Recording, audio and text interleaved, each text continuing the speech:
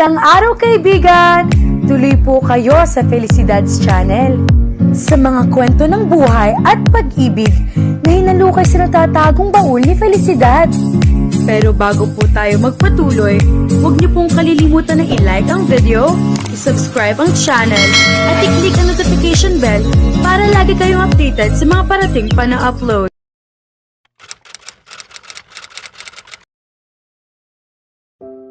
Dante, tama na, busog na ako. Halos pasigaw kong sabi habang pilit akong pinapakain ni Dante ng mga gulay na ayaw ko naman.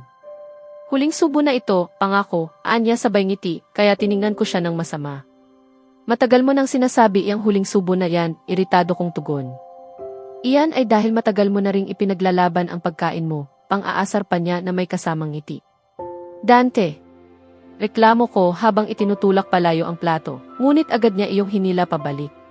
Sige na, ito na talaga ang huli, sabi niya sabay subo muli sa akin. Tama na, ayoko na. Halos pasigaw kong ulit at tumayo mula sa upuan. Kristal, kailangan mo talagang matutong kumain ng sapat, malumanay niyang sabi, ngunit tiningnan ko lang siya at pabalang na tumugon. Oo na, sabi ko habang dinadampot ang bag ko para umalis para pumasok sa paaralan, ngunit hinawakan niya ang kamay ko para pigilan ako. Ano na naman? Tanong ko habang nakataas ang kilay. Umiling lang siya at marahang hinalikan ang aking noo. Mag-ingat ka, sabi niya. Tumango ako at ginantihan siya ng halik sa pisngi bago tumalikod, ngunit muli niya akong pinigilan. Sandali. Ihahatid na kita ngayon, bigla niyang sabi. Pero kailangan mong pumasok sa opisina, hindi ba? May mahalaga kang pulong ngayon, di ba? Tanong ko at tumango siya. Oo, pero... Wala naman, sagot niya, tila may iniisip. Dante, ano ba talaga? Kaninang umaga pa kita napapansin. Para kang balisa, sabi ko habang hinahaplos ang kanyang braso. Wala naman. Pero, may kakaiba akong nararamdaman. Parang may masamang mangyayari, mahina niyang sabi, sabay buntong hininga. Napatawa ako ng bahagya. Dante, seryoso ka? Hindi ko alam na naniniwala ka sa mga ganyan, mga negatibong pakiramdam, biro ko, ngunit nang makita kong seryoso ang kanyang mukha, agad kong binawi ang aking tawa. Napabuntong hininga ako. Dante, mahinahon kong tawag sa kanya bago ko siya niyakap ng mahigpit. Huwag kang mag-alala. Walang mangyayari sa akin o sa atin. Huwag mong paniwalaan ang mga ganyang pakiramdam. Mag-isip ka lang ng positibo, ha? Sabi ko habang masinigpitan ang yakap. Tumango siya at niyakap ako pabalik, ngunit bigla namang tumunog ang kanyang telepono. Binitiwan ko siya sa kahinalikan bago umalis. Paalam, sabi ko. Ingat ka, tugon niya. Umiti ako at kumaway bago tuluyang lumisan. Pagkatapos ng klase, napahinga ako ng malalim. Sa wakas, tapos din, mahina kong sabi. Isang nakakapagod na araw iyon. Sunod-sunod ang mga leksyon at kahit gusto kong maging abala, hinahanap-hanap ko pa rin ang kape na hindi ko nainom. Paglapit ko sa sasakyan, nadatnan ko si Martin at ang aming driver na naghihintay. Saan po tayo, ma'am? Magalang na tanong ng driver habang binubuksan ang pinto. Sa opisina, sagot ko sabay ngiti at pumasok sa loob ng sasakyan. Sumakay si Martin sa harapan at agad na nagbukas ng cellphone. Ah, oo, nga pala, kanina pa tumatawag si Dante, mga 7 beses, para lang kumustahin ako. Hindi ko alam kung bakit siya ganoon kabalisa. Hindi siya ganito dati. Ang marinig siyang parang may dinaramdam, nakakaabala rin sa isip ko. Ayokong nakikita siyang nag-aalala. Ngunit hindi naman bago na tumawag siya habang nasa klase ako. Ang kakaiba lang ngayon ay ang lungkot at kaba sa kanyang boses. Sana ay mawala na ang mga alalahanin niya. Habang nakatanaw ako sa labas ng bintana, napakunot ang noo ko nang mapansin kong hindi ito ang karaniwang ruta namin. Sa opisina pa rin tayo, di ba? Tanong ko habang bahagyang tumatawa. Tumango lang si Martin. Pero hindi ito ang daan natin dati, tama ba? Muli kong tanong. Bahagya siyang lumingon at may halong inis na sabi. May kailangan akong daanan. At para sa kaalaman mo, ito ang pinakamaikling daan patungo roon. Napairap ako. Ang sungit naman, bulong ko at muling tumingin sa labas. Habang bumabaybay kami sa kalsadang napapalibutan ng matataas na puno at tinatabingan ng madidilim na ulap, napaisip ako. Ang tanawin ay maganda ngunit may hatid ding kakaibang kaba. Wala akong ideya sa lugar na ito at hindi ko alam kung anong oras ako makararating sa opisina. Gusto kong magtanong pero sa mga nakalipas na araw ay tila laging masungit si Martin. Kaya pinili kong manahimik. Lalo pa akong nainis nang mapansin kong wala ring signal ang aking telepono. Lumipas ang ilang minuto. Nang tingnan ko ang relo, napansin kong nahuli na kami. Martin, maingat kong tawag. Lumingon siya. Saan ba talaga tayo papunta? Kanina mo pa sinasabi na ito ang shortcut, pero lagpas 19 minutos na tayong bumabiyahe. Ngumiti lang siya. Kaunting tiis na lang, sagot niya. Makalipas ang 10 minuto, pinahinto ni Martin ang sasakyan. Nagulat kami ng driver. May aasikasuhin lang ako. Sandali lang, malamig niyang wika. Anong aasikasuhin mo sa ganitong liblib na lugar? Tanong ko, medyo kinakabahan. Huwag kang mag-alala. Babalik din ako, sagot niya bago bumaba. Binuksan ko ang bintana at tinawag siya. Martin, sandali. Tumigil siya at tumingin pabalik. Kinuha ko sa bag ang payong ko at iniabot sa kanya. Heto, gamitin mo. Umuulan na at mas lalong dumidilim ang langit. Ako ay nasa loob ng sasakyan pero ikaw ay nasa labas. Ayokong magkasakit ka. Umiti ako at saglit kong nakita ang pag-aalangan at bahagyang pagka-guilty sa kanyang mga mata na agad niyang tinakpan ng matigas na ekspresyon. Salamat, malamig niyang sagot bago lumakad palayo. Napailing ako sa kanyang pabago-bagong ugali at muling naupo sa loob ng sasakyan. Lumipas ang maraming minuto, ngunit hindi pa rin siya bumabalik. Ako at ang driver ay matyagang naghintay, ngunit wala pa ring Martin. Sinubukan naming tawagan siya, ngunit wala pa ring signal. Makalipas ang kalahating oras, bumalik siya, ngunit hindi siya mag-isa. Kasama niya sina Ethan, Madison at ang ama nito. Lahat sila ay may mga ngiting mapanlin lang. At doon ko napagtanto, hindi na tagapagtanggol si Martin. Siya mismo ang taksil. Ang kaaway. Mula kaninang umaga pa ako kinakabahan. Ramdam kong may masamang mangyayari, lalo na kay Crystal. Nabanggit ko na ito sa kanya, ngunit hindi niya ito sineryoso, at lalo lamang akong nabahala. Galit ako kapag minamaliit niya ang sarili niyang kaligtasan. Ngunit hindi ko siya masisisi. Hindi niya alam ang buong katotohanan. Isa sa mga pinagkakatiwalaang tao ni Papa ang nagsabing may isang malapit sa amin ang lihim na kumakampi kay Ethan Ayala. At iyon ang dahilan kung bakit ako balisa. Ayokong umalis si Crystal kanina, ngunit ayokong takutin siya. Si Ethan, ang lalaking dahilan ng kanyang mga bangungot. Simula pa noong ikasal kami at ibinunyag ni Crystal ang tunay na pagkatao niya, alam kong hindi siya titigil hanggat hindi niya nasisira ang aming kapayapaan. Hindi niya pinatawad ang sarili niyang asawa noon, kaya paano niya patatawarin si Crystal? Ngunit ang mas kinatatakutan ko ngayon ay ang taong tumutulong sa kanya, ang traidor. Kaya ko pinaalalahanan si Martin kaninang umaga na maging maingat. Biglang bumukas ang pinto ng opisina. Dante. Mabilis na tawag ni Ashton, kasunod si Papa, parehong kabado. Ano nang nangyayari? Tanong ko, agad akong tumayo. Alam na namin kung sino ang traidor, sabi ni Ashton, kaya napakuyom ako ng kamao. Sino siya? Hindi ko siya palalampasin, mariin kong wika. Si Martin, malungkot na sabi ni Papa. Parang nanlamig ako. Ano, si Martin? Hindi. Imposible, siya ang dapat nagpoprotekta kay Crystal. Hindi siya dapat ang dahilan ng panganib. Hindi maaari. Malakas kong sigaw habang dali-daling kinuha ang aking telepono. Sino ang tinatawagan mo? Tanong ni Ashton, naguguluhan. Si Crystal. Sigaw ko habang pilit kong tinatawagan siya. Hindi ba siya nandito? Tanong niya. Umiling ako. Naka-off ang telepono niya. Mariin kong sabi. Umalis na tayo, utos ni Papa. Tumango kami ni Ashton, alam naming kailangan ng kumilos at isama ang mga pulis. Maging ligtas ka lang, Crystal, bulong ko habang nagmamadali. Paparating na ako. Maging ligtas ka, mahal ko. Napasinghap ako nang makita ko silang papalapit sa sasakyan. Tyler, tawag ko sa pangalan ng driver, sabay lingon sa kanya. Nakatingin na pala siya sa akin, puno ng pagtataka. Tyler, bilisan mo. Taksil si Martin, sabi ko nang may matinding pag-aalala. Namutla siya at nanlaki ang mga mata sa gulat. Ngunit bago pa man siya makakilos, ilang lalaki ang biglang lumapit at marahas kaming hinila palabas ng sasakyan. Paglabas ko, bumungad sa akin si Ethan, may mapanuksong ngiti sa labi. Kamusta, Ginang Razon? Magandang makita ka ulit, Anya, ang boses ay malamig at puno ng lason. Naalala mo pa ba nang sabihin kong pagbabayaran mo ang pagkasira ng ilang taong plano ko? Heto na ang panahon, sabi niya, at sa sumunod na sandali, lumapat ang kanyang palad sa pisngi ko, malakas, masakit. Napaiyak ako sa tindi ng kirot. Dumaloy ang luha sa aking mga mata.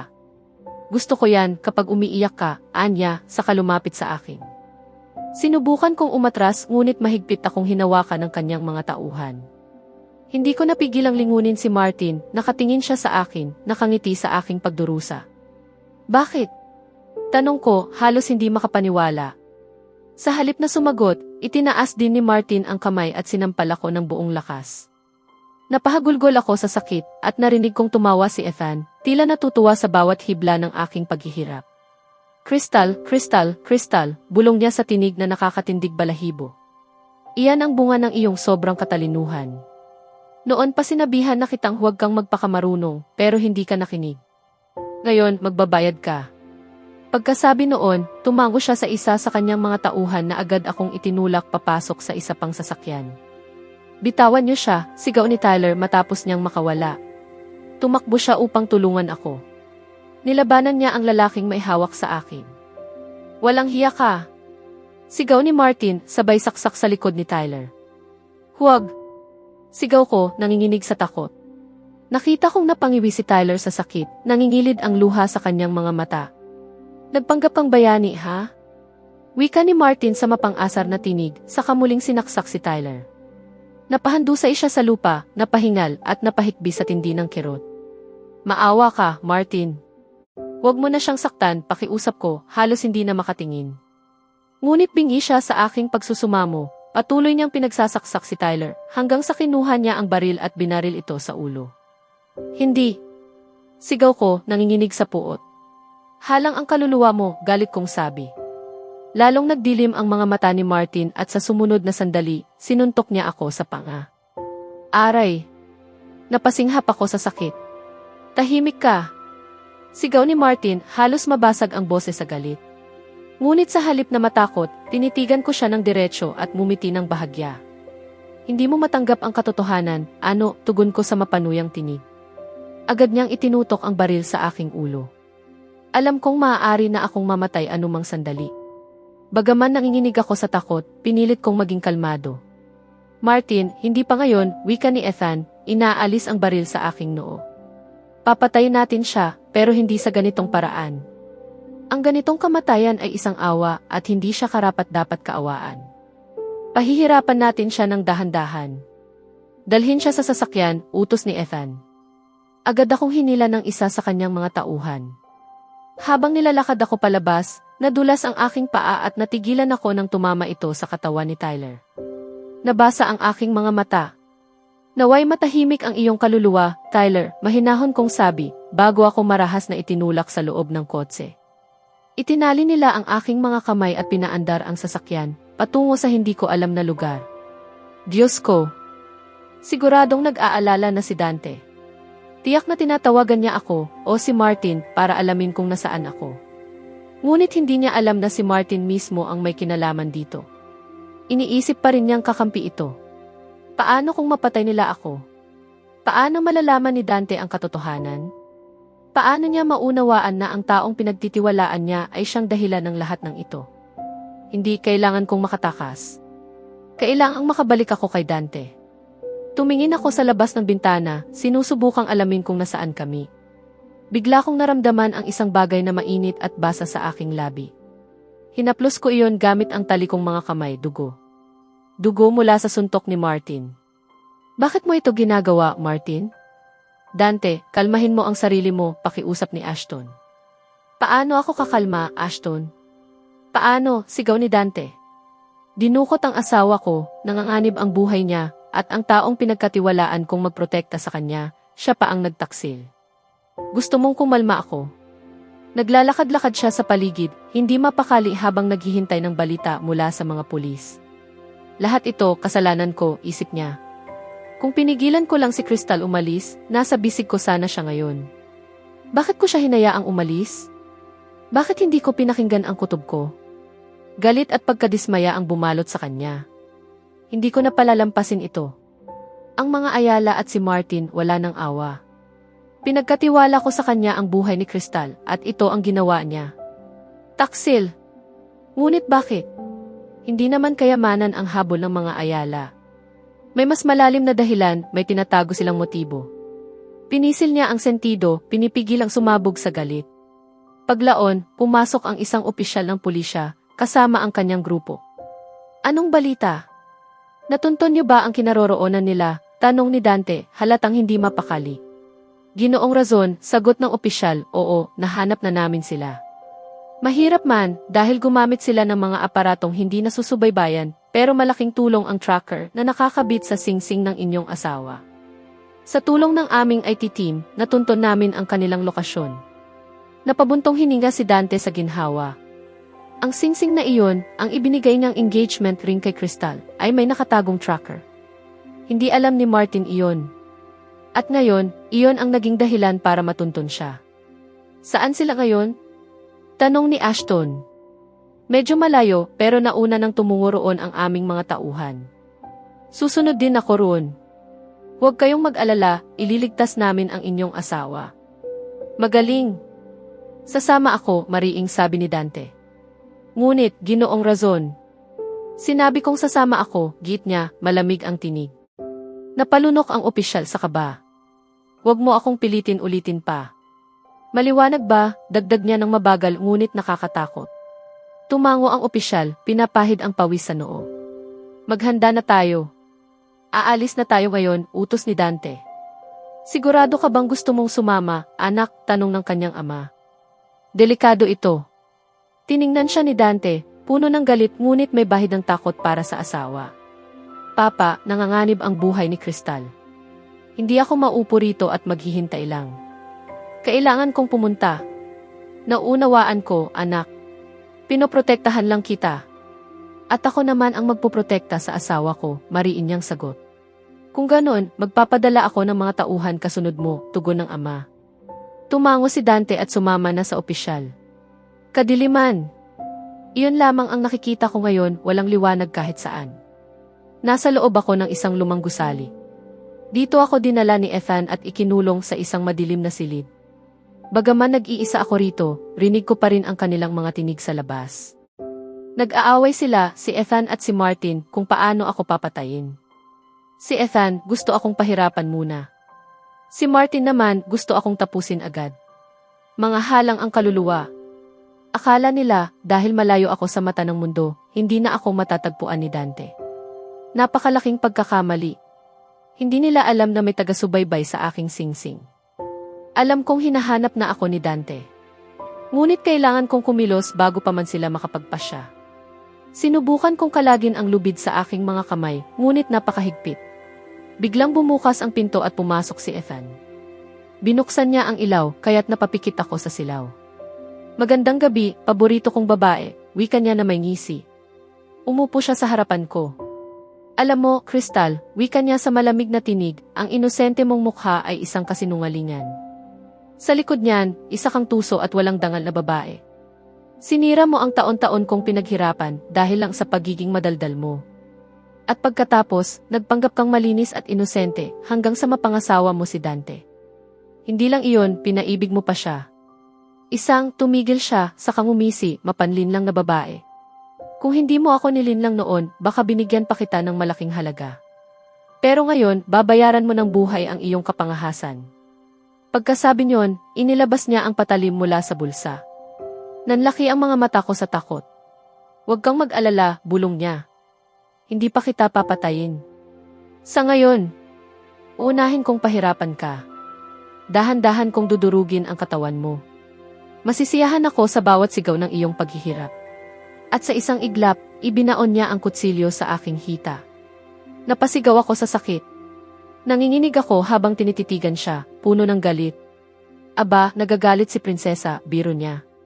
Pinilit kong pigilan ang pag-iyak, ngunit lumabas din ang hikbi. Pagsisisihan mo ito, sabi ko, paos ang boses. Papatayin ka ni Dante. Ngumisi siya. Kahit patayin pa ako ni Dante, hindi mo na makikita iyon. Itinaga niya muli ngayon sa aking balikat. Pagkatapos nyon, umalis siya ng silid habang tumatawa. Umiiyak ako sa sakit, halos mawalan ng lakas. Pilit kong kinakalag ang lubid, ngunit walang nangyari. Maya-maya, pumasok si Martin. Nakita ko ang ngiti niya habang tinitingnan ang kalagayan ko. Halang ang kaluluwa mo, sigaw ko. Nagningas ang kanyang mga mata. Lumapit siya at marahas na hinila ang buhok ko. Huwag mong kalimutan, Crystal, na nasa kamay ka namin. Kung ako sa'yo, tatahimik ka na lang, bulyaw niya, saka ako binitiwan. Bakit mo ginagawa ito? Tanong ko, mahina ang tinig. Dahil isa kang masamang babae. Sigaw niya. Minahal kita. Pero ano ang ginawa mo? Pinili mo si Dante dahil mayaman siya, hindi ba? Akala ko pagkatapos niyong maghiwalay ay magkakaroon ako ng pagkakataon. Pero hindi. Nilapitan mo siya at ibinigay mo ang sarili mo kapalit ng salapi. Nanlaki ang mga mata ko. Minahal niya ako. Hindi mo alam kung ano ang sinasabi mo, mahinahon kong sabi. Itinuring kitang kapatid. Siyempre, kapatid. Dahil hindi ako mayaman gaya ni Dante. Sigaw niya, sabay sampal muli sa akin. Napasigaw ako sa sakit. Hindi ako gumanti. Alam kong kung magsalita pa ako, lalo niya lang akong sasaktan. Maghintay ka lang, Dante, bulong ko sa sarili. Kapag nakarating ka rito, makikita mo kung sino talaga ang halimaw. Alam mo, kahit nakita ko na ang tunay mong kulay, handa pa rin sana akong magpatawad, patuloy niya, puno ng galit. Ngunit muli mong sinira ang kapayapaan ko. Akala mo hindi ko alam? May sikreto ka pa. Ngumisi siya ng palihim. Naalala mo noong nagkasakit ka 1 linggo ang nakalipas at nagpatingin sa doktor. Tanong niya, mapanukso. Nakalimutan niyo ng asawa mo ang resulta, pero ako, hindi. Ako ang kumuha ng kopya ng iyong medical report. At alam mo kung ano ang laman yon?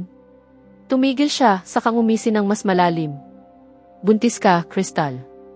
Oo, buntis ka. Pero ang ama ng batang iyan, malamang hindi si Dante. Kasi alam kong hindi ka naman tapat. Alam kong kaya mong makipaglaro sa iba. Nanigas ako sa pagkagulat. Buntis ako. Ako't si Dante, magiging mga magulang na kami. Isang ngiti ang kusang sumilay sa labi ko, kahit sa gitna ng takot.